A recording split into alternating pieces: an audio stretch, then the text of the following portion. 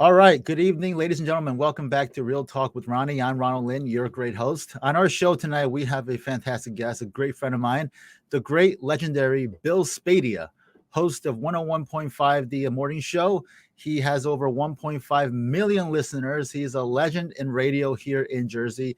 And we're just so happy that he was able to take some time off of his busy schedule to come back on our show and give us a little update on what he's doing these days. How you doing, Ron? Good to be here. Bill, thank you so much for coming back Thanks. on. I think the last time you came on my show must have been like half a year ago, right? It I was think back in May. time is Right. flying, Ron. There's no doubt about that. We've gone through that slugfest of an election, Oh yeah. and I want to just say this: for you, you ran a great race. You are a strong candidate, and I know I speak for a lot of people when I say we hope to see your name on a ballot in the near future. Really, I mean Thank that. you, Bill. And I know that I can speak for a lot of people when they say that they'd like to see your name on a ballot in the near future too, right? I'm starting to hear more of that. And that's something that we're going to talk Yeah, about today. sure. So before we begin, Bill, why don't you tell us what have you been doing these past few months? What's keeping Bill Spadea busy? Well, there's a lot. Let's just start with the fun stuff. I've got our next movie that we've sold to Lifetime is in the works, finished. So we'll have an air date very soon. So on my film company side, things are doing great, and that's just a fun thing. But I say that to start because we've done several movies for the Lifetime that have sold and aired, and we haven't shot one of them in New Jersey. And the reason for that, Ron, is that every time I talk to either a legislator or somebody in state government, somebody with means, they keep saying, you know what, there are all these great tax credits in New Jersey, but here's the reality. The tax credits, again, favor the very wealthy, favor the huge Hollywood productions. They don't help the little guy. We're a small business. We make, as far as SAG is concerned, they're called ultra low budget.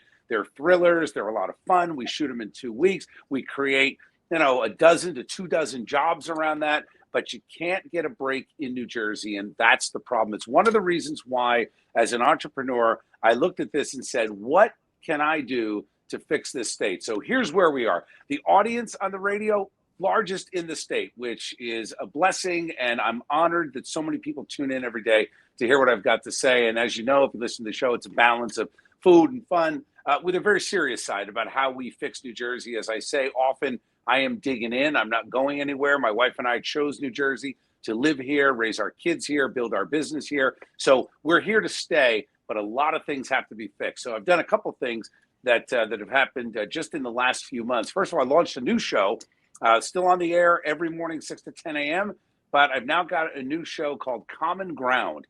And Ron, the idea of Common Ground, it's a live stream every Thursday, 4:30 to 5:30. You can get the link right on billspadea.com, and it's live on Rumble. I duplicated the morning show in terms of taking live callers, doing the live monologue. It's interactive. We have guests, the whole thing without any interruptions. So it's a lot of fun. We've had some great sponsors.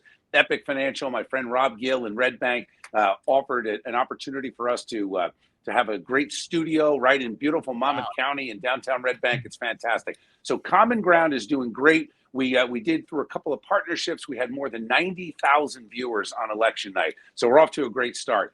The other thing that we've done is we have our 3 organizations, because people ask me, I did a donor event the other night, and one of our folks that is considering helping us out in our political endeavors said, you can't win. You can't win in New Jersey. The odds are stacked against you. There are too many Democrats, and the cities, if you add up the numbers, vote against Republicans. And it took me 2 hours to break all this down. So I'm going to give you the abridged version, Ron.